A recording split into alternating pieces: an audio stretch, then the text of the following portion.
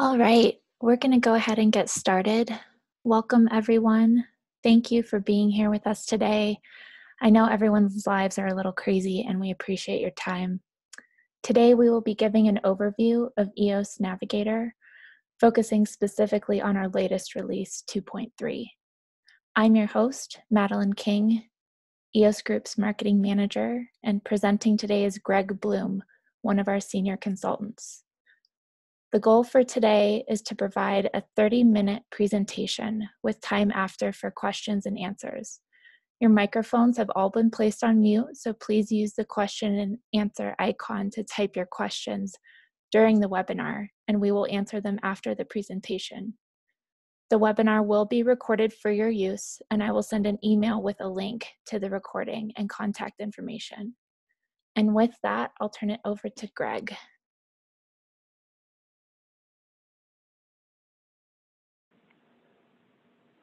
Thank you, Maddie. It's a pleasure to meet with all of you today, and especially have a platform to discuss Eos Navigator, something that I'm truly passionate about. First, let me go ahead and introduce myself. For those of you that I haven't had the pleasure to meet personally, my name is Greg Bloom. I'm the product manager for Eos Navigator.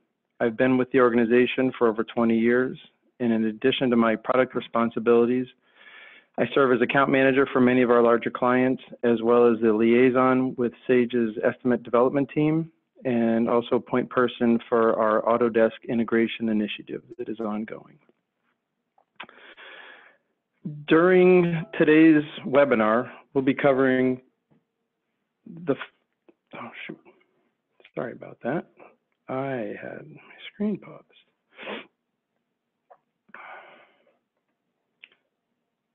During today's webinar, we will be covering the following topics. And as Maddie mentioned before, the bulk of the presentation will be the 30-minute demonstration there before Q&A. Prior to that, I'm going to run through a few slides just to get oriented to the product and provide some background. As Maddie mentioned before, if you have questions, go ahead and use the QA icon in the Zoom console, and we'll do our best to respond at the end of the meeting.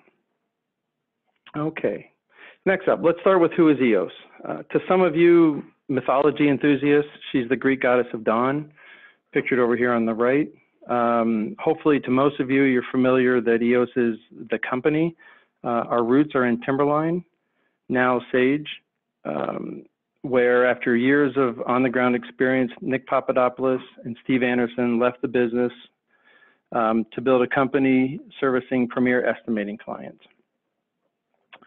25 years later, our company has grown to over 30 employees, working remotely across the US, serving the AEC market and providing a full range of consulting and development services to deliver cost estimating and benchmarking solutions for over 77% of top 400 ENR contractors. And in addition to the Eos Navigator product, we currently market a project history module, which is a portion of our Cortex product suite. And we're also a reseller of Sage estimating products. And now on to Navigator. Eos Navigator is our next generation management system designed to work seamlessly with Sage estimating and Eos Cortex. It provides the tools that today's organizations need to manage the estimating process across the enterprise. And it accomplishes this by providing unique workflow, integration, and collaboration features. Next, I wanted to take a brief walk back into the timeline of the product. As many of you know, Navigator was preceded by Eos Explorer, which was first released in 2000. Explorer was a groundbreaking product and paved the way for today's Navigator. With Sage's announcement that they were moving the estimating product to SQL, we decided in 2010 to replace the old Explorer product. Navigator was initially released in 2013 with some exciting differences. With the absence of the traditional file structure to organize estimates, we introduced a virtual organization structure, We also solidified our vision of projects as a container of estimates. However, by 2014, we realized that we were ahead of the market and decided to take a pause on our development. This 3-year break was fortuitous as we were able to critically assess some of our basic design principles. This eventually resulted in the release, our 2018 release, which included an exciting new UI, leveraging the latest technology available and resolving many basic workflow issues. All right, and here's a picture of our current roadmap. We're now in a cadence of releasing about a new version about every 6 months. Looking back, roughly 6 months ago, we released the 2.2 version, which aligned with Sage's 1911 market release and included integrated estimate management tools. The 2.3 version, which has just recently been released, as many of you know, and provides state management functionality at both the project and estimate levels. And then looking ahead, the 2.4 release we anticipate as a minor release sometime in Q2, and it'll largely focus on building out integration framework for extended solutions. And as an example, we will be providing a P6 export option with that release. And then looking further down the road towards the end of the year, 3.0 will be our next major release. It should align with Sage's 20.2 version. It will include exciting new dashboard functionality as well as a messaging subsystem. Okay. And with that, I wanted to drill into the 2.3 a little bit. Here's a closer look at the release highlights, which many of you may have seen in our recent messaging. A specific note, archive projects, the ability to move projects and estimates to the trash bin and then restore them, as well as our ability to manage access rights within projects based on project type. Many of these we'll look at today. And then what we don't actually show, we can talk about in the open Q&A session. And I know that you're not here to listen to me ramble on about product concepts. So with all this behind me, I'm going to move on to the main attraction and get started with the demonstration. Here are the workflows that I plan on focusing on. I'm going to specifically highlight archives as part of the concluding steps of my demonstration, but I want to take a broad overview. Some of this may be redundant with some of the earlier presentations you've seen. And for those of you that are actual users of Navigator, hopefully this will reinforce some basic concepts and shed new light on some of the changes that we've made as part of the evolution of the product. Okay. So with that, hopefully you can see my virtual machine. This is it's an Azure VM that's hosted remotely that I'm logging into. And I'm going to go ahead and launch Navigator here. As many of you know, as everyone should know really, it's a desktop application that lives in proximity with the Sage estimating product. It's modeled after Windows Explorer and other familiar Microsoft productivity tools, and specifically designed to integrate with the Sage Estimating SQL product. So with the app launch, let me show you around a little bit. I'm going to start over here on the left, expand out my tree. This is the navigation pane. It is a similar look and feel to the Windows Explorer folder list and provides an easy way to browse your project classification hierarchy, as you can see demonstrated here. In this sample data set, I have roughly 100 projects, but rest assured we have clients that have tens of thousands of projects in their catalog, as well as hundreds of thousands of estimates. So we really have built this to scale to large enterprise data requirements. I'm going to go ahead down here and select my utility division. And you can see as I select the node, the right hand, what we refer to as the active workspace, is refreshed, in this case showing the 27 projects that are associated to that utility division. And along with the list of those 27 projects are some high-level attributes or properties that are important to help define each of those projects. I have the ability to look at the grid with other information. I'm going to go ahead and select an alternate layout, in this case the detailed layout. And as you'll see here, I've got additional columns that appear for reference purposes. I should note that with the 2.3 release, we've added the ability to, well, I should back up and say, as a user, you have the ability to manage your layouts, meaning that you can create new grid structures, what columns you want to appear in what order. With 2.3, you now have the ability to save a layout, not only as a personal layout, but also as a shared layout, so that you can share that with the community.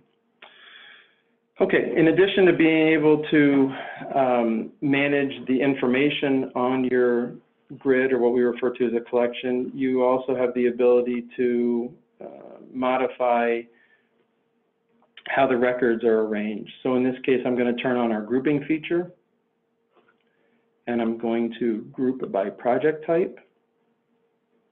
As you can see, we now have our rows or projects organized as such, and I'm going to enable the summation feature to provide an example of how you can easily group and summarize information in a logical way. The collection has a filtering option, which allows you to filter information based on specific parameters. And then we also have the ability to perform a quick search, which I'm going to go ahead and demonstrate.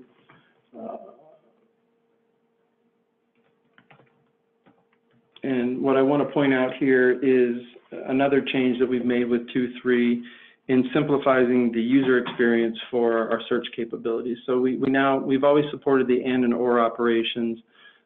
We can now explicitly use those keywords for searching as another way to, in this case, provide a quick WYSIWYG filtering capability.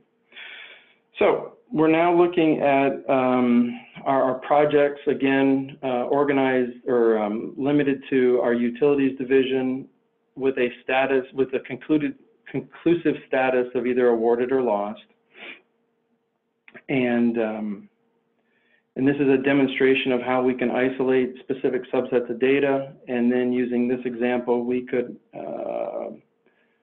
choose to export the information to Excel, where we could potentially develop a win-loss report that we might want to present to BD or other consumers. All right.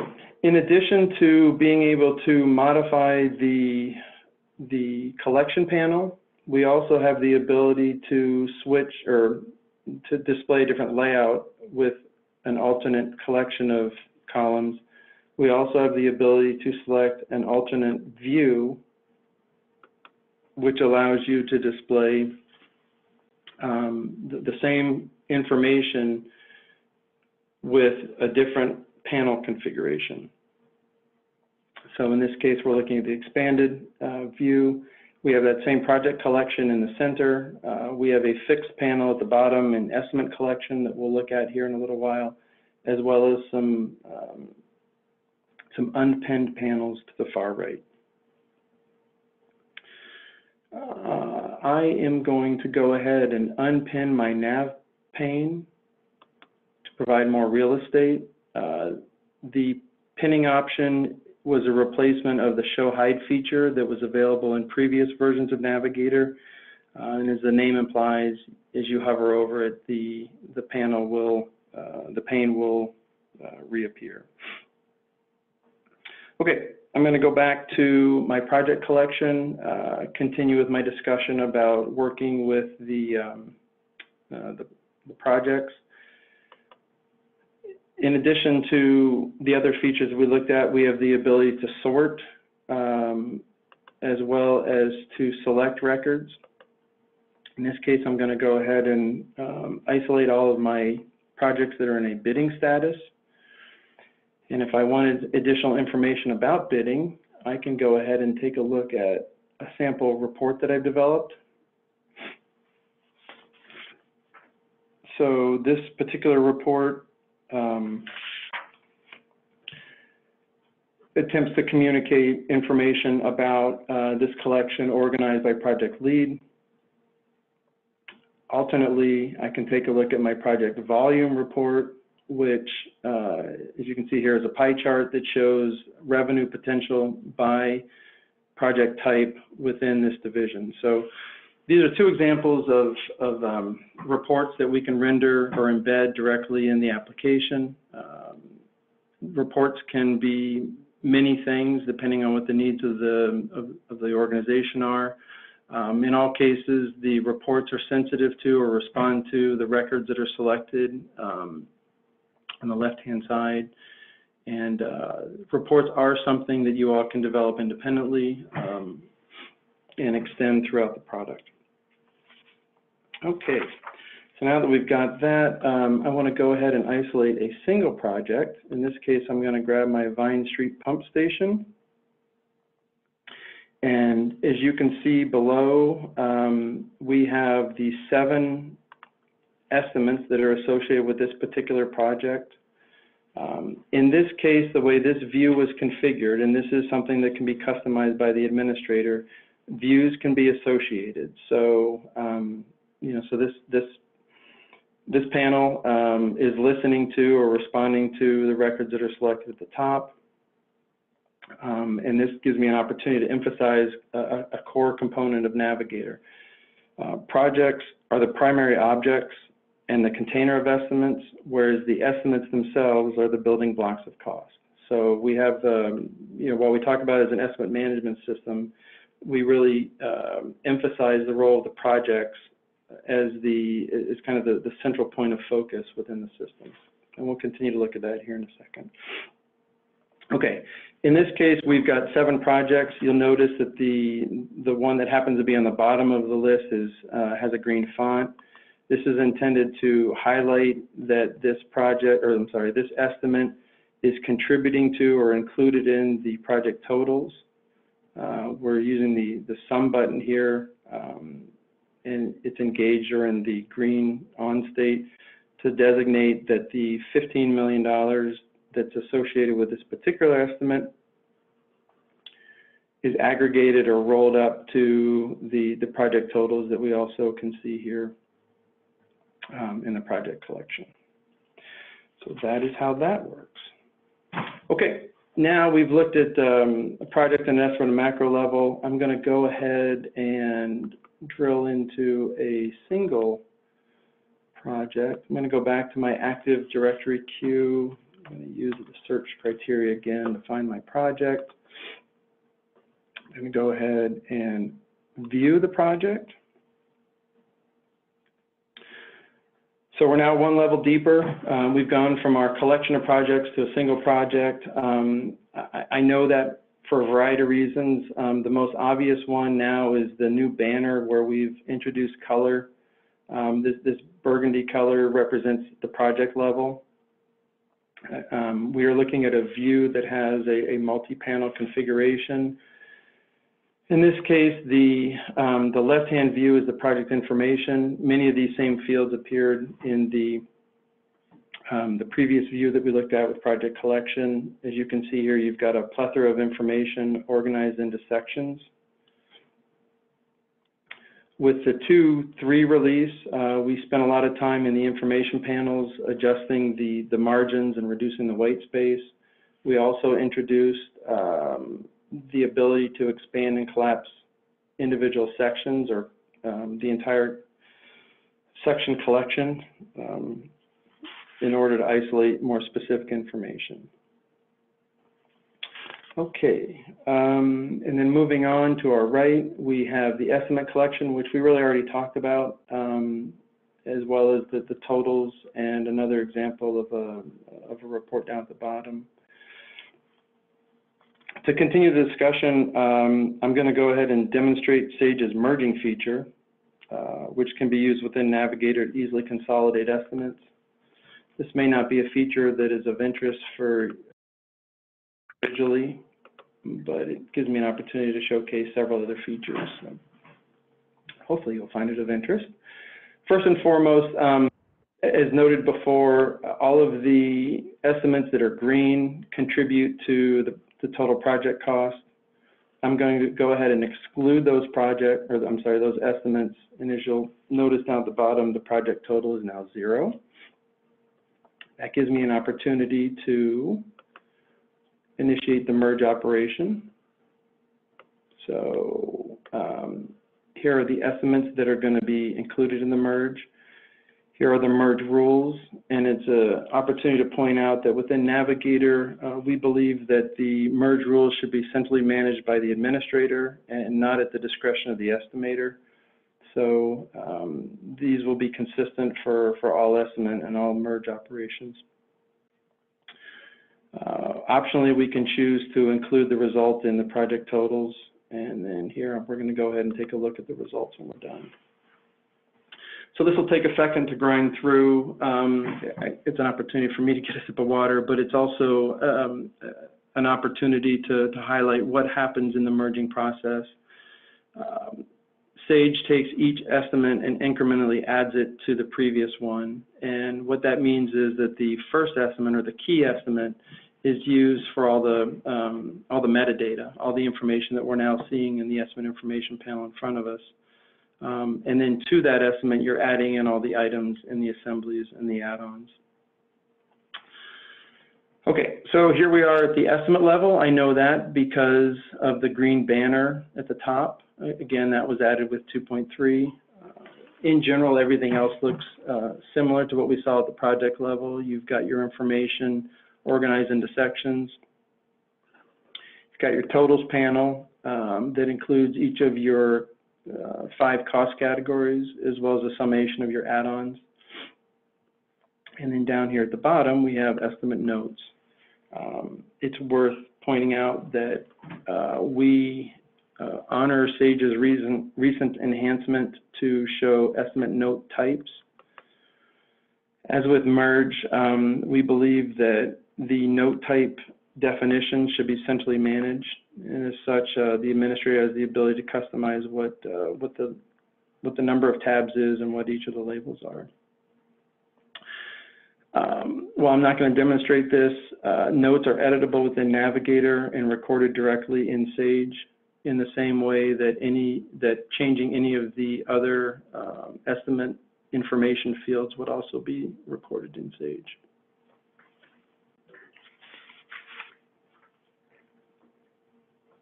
Okay, next, I want to talk about estimate versioning. So this is something that has been an important topic for a long time. As we've worked with companies, we've noticed consistently the use of Rev 1, Rev 2, Rev 3, or any of a number of other methodologies to record different estimate states in evolution. We've implemented a versioning subsystem that allows you to maintain a record of previous estimate versions without cluttering up your system. So what I mean by that is, when I go into the versioning subsystem, I have the ability to create a new estimate version. I'm going to go ahead and make a quick sample comment here.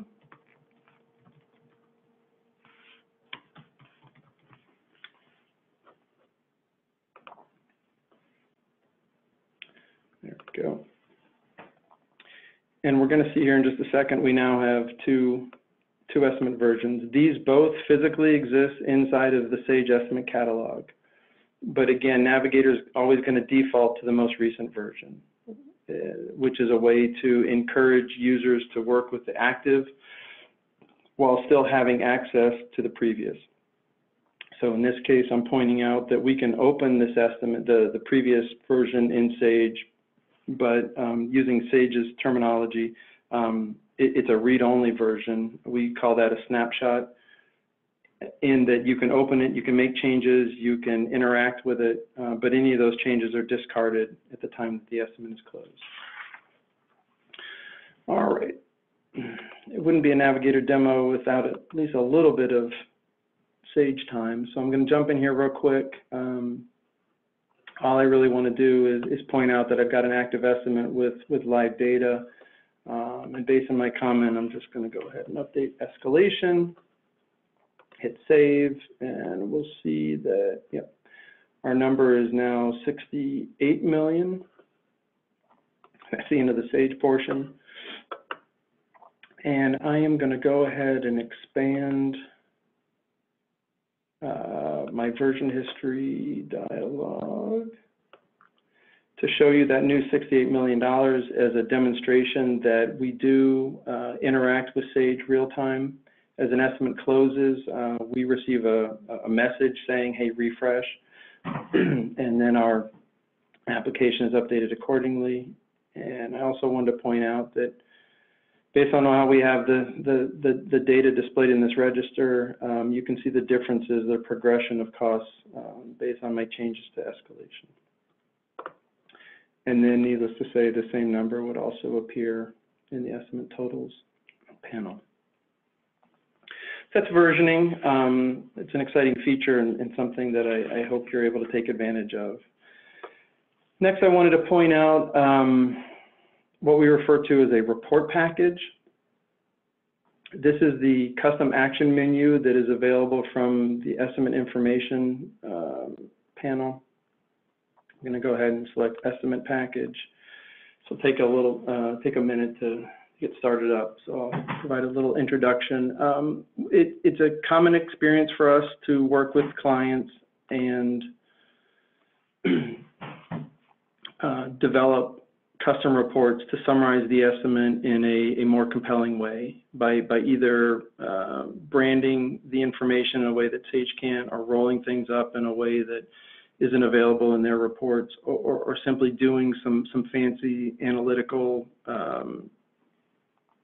work to jump through hoops to tell a better story. So what we've provided in Navigator is a framework that we can extend and make available to you, either through EOS Consulting Services or independently, to build reports that exercise data that is exposed both from Navigator's repository as well as Sage's estimate catalog, and do what you see fit. So in this case, it's a simple example, very vanilla, but we're taking information from each of the estimate node types and placing them in what is effectively a cover sheet, and then also summarizing the estimate items into division. And if I looked at this in the Excel format, it would actually expand all the way down to the phase level. And then in the pivoted section, each of the 5 cost categories. And then here at the bottom, we've got all of the add-ons displayed with our final costs. It's an example of a report. We've got a lot of other examples that we could talk about, a lot more detail we could drill into. Interesting. Okay, with the report done, I'm going to go ahead and drop back to the project view. I know it's project because of the color. One thing that I neglected to point out before is, in addition to being able to organize panels on your in your view, you also can group panels together. In this case, in addition to the estimate collection, I also have the document collection taking up this kind of top right quadrant. I want to focus on document collections for a minute and talk about one of the concepts of Navigator being not only the ability to manage the estimate itself, but also the supporting documents that are associated with the project. So we all have them. Some organizations use, an application like SharePoint to manage the information. Others just work with a shared file or server where they can group documents together. We have the ability with our panels to reach out and expose that information and display it relative to the project that you're associated with. So one of the things that we did with 2.3 was give you the ability to automatically create a folder to match the project to simplify that creation step. And then in cases where you're using a project template, it would also inherit any of the template folder information, files, and other content that you may have. So here's an example. Let's see, which one is it? Here's an example of the file that we just created. If I wanted to know more about that file, one thing that I could do is click this quick access link, which is also an enhancement in 2.3, giving the administrator the ability to relate a panel to an alternate view that's relative to the purpose of the panel. In this case, what I can do is I can actually walk through each one of the documents that are in this folder and take a look at the contents. So here's that same file that we just generated. And while I'm not going to do it, I could easily, export this guy out to Excel or to the printer and be on my way. Okay, so that's the end of the document collection. At this point, I'm going to go ahead and use the breadcrumbs to jump up to another project group view, which is going to show me, well, let me turn off my filter, or I'm sorry, my search, which is going to show me all of the projects that are contained within Cloud Center, which was the estimate that we were focusing on. Over a course of time, the estimate gets delivered using that PDF file. Owner gives you a call, says you're done. One of the things that we've added in a previous version was the ability to change the project state. I'm going to go ahead and set that to awarded. Just a little example of some usability features that we've introduced over the years. And this gets me to the kind of I guess the exciting finality of the meeting. We've spent a lot of time working with clients over the years to try to understand how they manage data, and a lot of different ways that companies maintain their legacy estimates. It was easier back in the Sage or in the pervasive days where you could just move those to a designated folder. Some early adopters of Navigator have introduced attributes for archive true or false, which becomes a filter in your collection as a field in your collection. You can also use it in your browsing hierarchy. What we've moved to is the ability to initiate an operation called archive. No surprise there. And what you'll now see is that my project collection, which used to be 6, is now 5. Yes, the project no longer exists here in the collection. However, I can move over to the archived project section, select that guy, and you'll now see my representative 112 projects. This same project I could drill into using the tree here to the left. And there it is. I can view that project, and you'll notice that it has the same contents that we previously looked at to include the estimates. But there's no edit button. There's a delete button, there's a restore button, no edit, so you can't make any changes. So this gives you an opportunity to, with assurance, save the project in the state that it was in at the time that it was awarded, while still giving you the ability to reference the historical information. Not only within Navigator, but alternately we could also go into Sage and see a snapshot of what the details were that derived the, the final cost.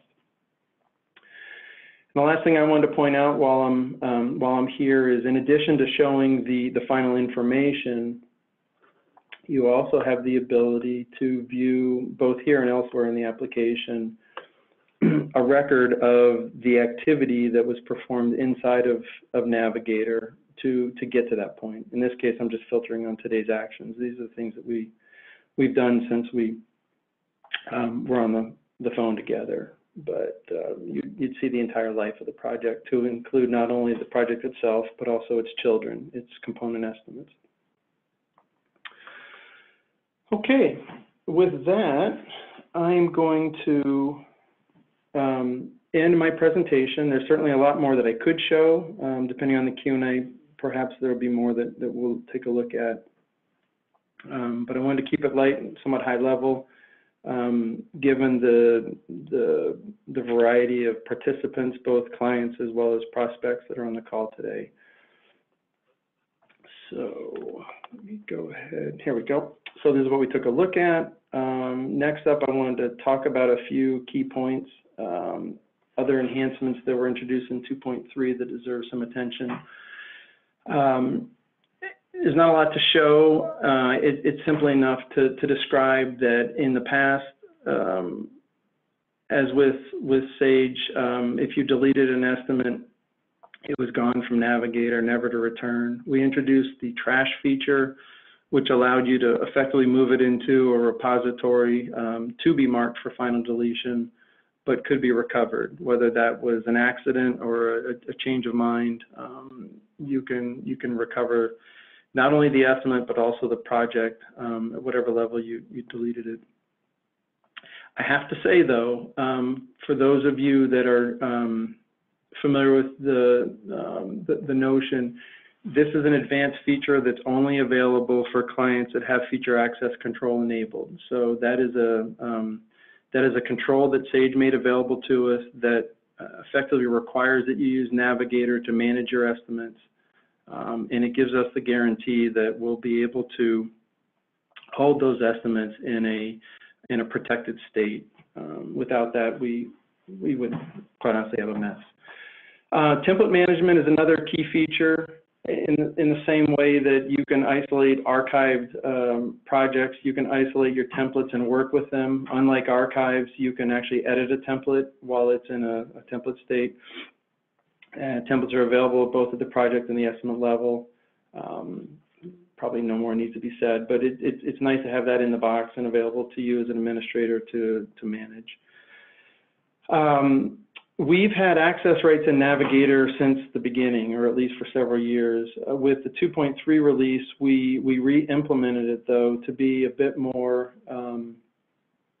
well, honestly, in response to the feedback that we got from the field. So in the past, you had to assign access rights at the project level.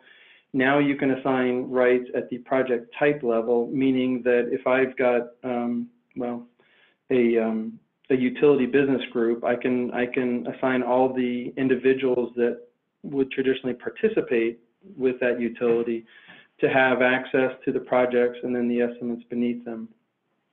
It makes it much easier to manage and provides a lot of flexibility. We talked about views earlier. Views are the organization of panels, within your active workspace. In addition to having a library of views that you can individually select from, as an administrator, you can also define which users or user groups really can see which views. So as an example, you may have a manager view that you only want the manager to see. You may have a power user view that's loaded up with all sorts of panels and special controls. The intent is to establish a workflow that is, a user experience that's highly tailored to you and to make it as optimal an experience as we can. We've cleaned up the security groups, really simplified it. We've added a few controls that govern what users are able to do, but really we're just trying to stay current with our feature set and how we have observed that administrators are managing those permissions. And then integration services. So we're continuing to push the envelope on how we expose both Navigator and Sage data for both inbound and outbound operations. We are actively working with several clients to integrate their system with an upstream CRM system, a downstream accounting or project management system, using a variety of different connection methods, whether that is dropping files, XML files are similar but between the two, or communicating directly through SQL or through Oracle or through web services. So we have a lot of flexibility there that we can either harness for you or support you as you're doing yourself. All right, those are my key enhancement comments, and I think that leads us to the Q&A. And ooh, we're pretty much right on time. Thanks, Greg. We do have a couple of questions. One individual is wondering, can we build our own reports, and how do we get started? That is a great question and a very common one. So yes, you can build your own reports.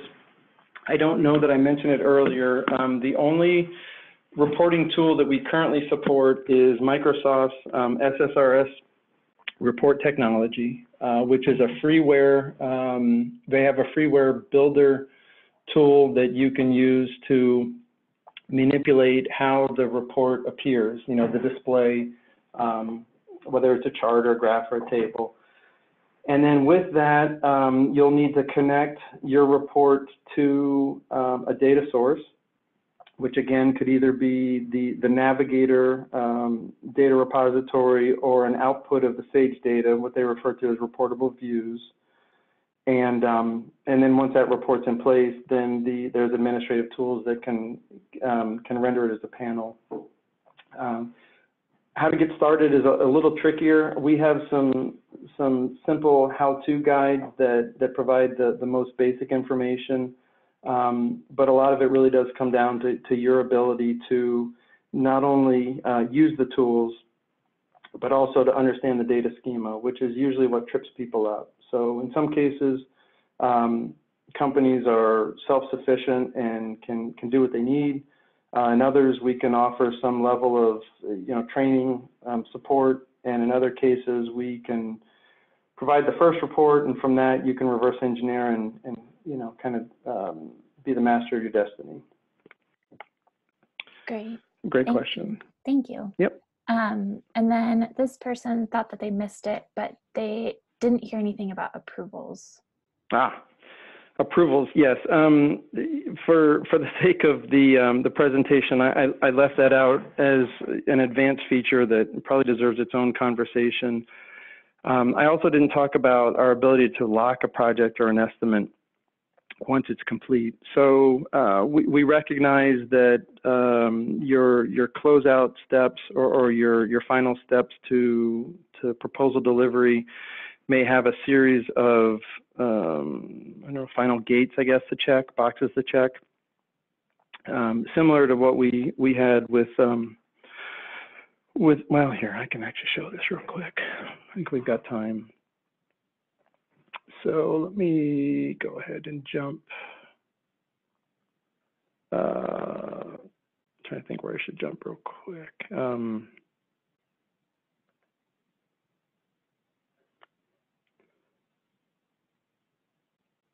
Let me go find the,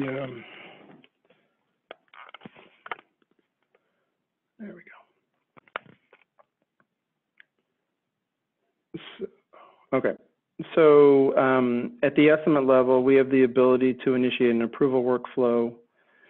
The approval workflow can mean many things for many different people, but it can be a series of progressive checks where you, as the author of the estimate, can submit your estimate, which is this step here. And it's then going to mark that as an estimate that's ready for approval. In this case, I've got it wired up, so it's going to auto-validate the estimate before it sends it to approval.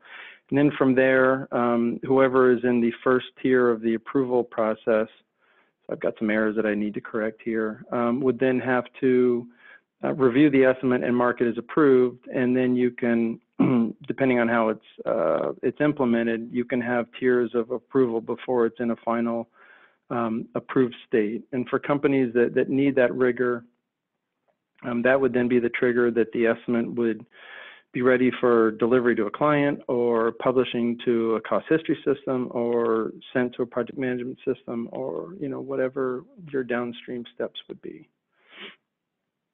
If you've got more questions about that, I think we've got a video online, and I'd be glad to discuss it in more detail as well. Great, thank you. Yep. The next one is, what are the differences between Eos Navigator and Sage's EMC?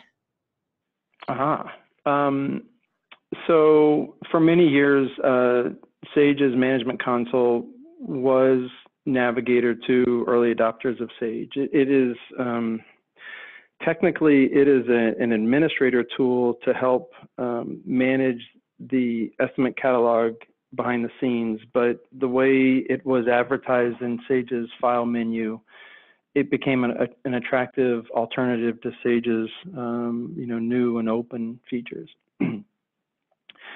For the most part, we encourage clients not to use the management console. Well, in all cases, we discourage client end users from using the management console. It does have a certain place for managing databases, supporting data migration, doing some other low-level system admin stuff, but Navigator for clients that purchase the product and see the value, and the approach that we've taken really should be the single place you go to to manage the estimate catalog. And back to my earlier point, with feature access control enabled, it's even more important that you're working directly in this experience for continuity's sake. Great. Next one, can I have my own views? Can you have your own views? Yes. So it would probably be unfair for me to show you how views are developed, but anybody that has managed view permissions can go into a separate area of the application. I'm sorry, I misspoke. The intent of the question is more about a personal view, I think. So as a company, you can develop views that you can use per node type, whether it's a project or an estimate, et cetera, but they're not personal.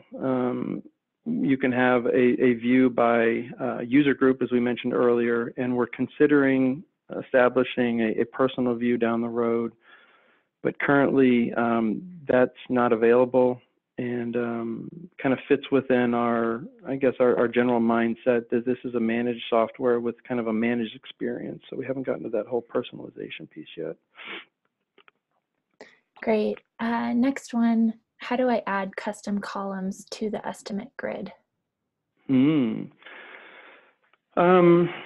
I guess we can spend a little bit of time talking about that. So here again, I'm in the estimate collection. You have the ability to modify a collection, and from here we have access to any of the 60 odd available fields. These might be familiar as fields that you'd see in the estimate information panel, as well as other data that we make available, like our cost fields. However, that's what you're limited to. We've had questions in the past about, can we build like a custom field? What if I wanted to show, I don't know, just the escalation add-on? And currently that's not something that we support. We've considered it as an option down the road, in the same way that you can create your own attributes at the project level.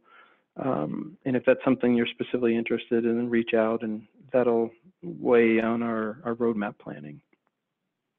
Great. Next one, will Navigator run on the web? I wish. So currently it's a desktop application, and it's limited to a thick client experience because of the tight integration with Sage. They need to be in close proximity, technically and physically, so that their binaries can communicate with each other. We've experimented with techniques to communicate with Sage over the web, but it's a slower integration that creates a lot of complexity. So the short-term answer is no. long-term answer is we're researching ways that we can do it effectively, and I look forward to talking to you about that more in the future. That's good. Thanks. You bet. Next one, I saw you're planning to add Power BI this year. Can you elaborate? We don't have a lot of definitive details on that. Needless to say, Power BI and business analytics in general is an area that companies are rapidly moving to. And I hope that the attraction of something like Navigator, where you have managed data set, is a precursor to that.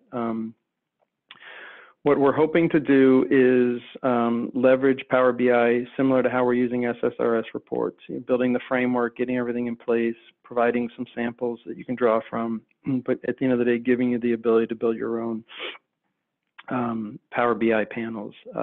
Also on that slide for the end of year release, we're going to introduce dashboards, and the idea is, as you would with many of your other productivity tools, I should say analytic tools, you can establish various panels where you can track information using Power BI tools as it evolves through your system. If you've got specific questions or comments and interests, I'd be glad to hear those as we're still kind of in the early phases of fleshing out how we're going to approach it. Great. I'm not seeing any other questions at this time. Okay. So we'll give everybody a minute to hit the keyboard if you have anything. If not, we will provide a contact email in our follow-up for any questions you might have later.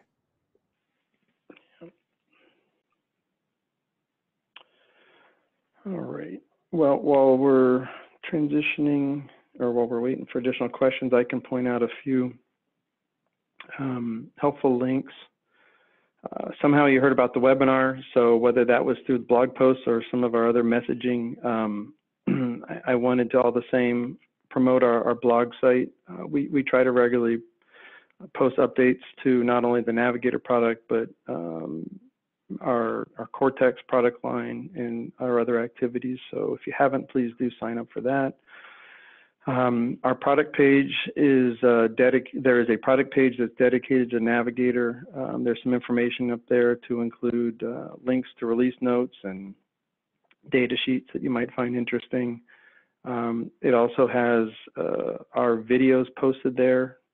You can alternately go to our YouTube channel.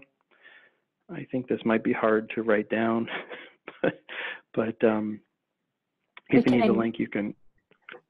Sorry, we can include that on the email for everyone too. Yeah, that would be great. We're working hard to continue to enrich that library with videos that are relevant to you, short, informational, 1 minute sort of feature-specific videos, with lots more to come. And then finally, for anybody that is moving forward with Navigator is either an implementation or an upgrade, I encourage you to reach out to technical support. They love to talk to clients and help solve any issues from performing the install to doing the data upgrade to answering questions about, basic questions about the features. And then needless to say, reach out to your account manager or your sales lead if you're actively pursuing the Navigator product for more specific answers about questions that you might have. Anything else coming in, Maddie? I'm not seeing anything else. Okay. Well, I guess with that, I don't know, do you want to hang on for a few more minutes or? We can hang on for a couple. Otherwise, I'll just get the email out later today to everyone. All right.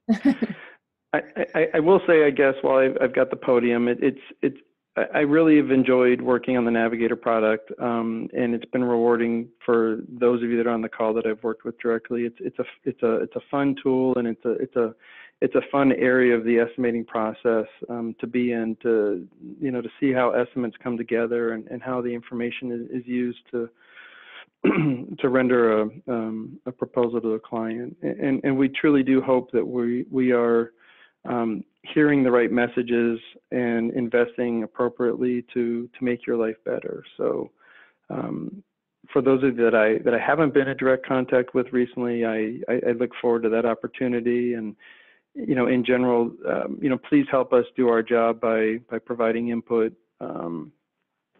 We are keeping our ears to the ground as best we can. We have a strong working relationship with Sage in which we try to gauge where they're taking the product and how that will benefit not only EOS directly, but also the client base that we represent. And we do still have some sway in their roadmap as well. So, again, it helps us to know more about what's working and what's not for you all.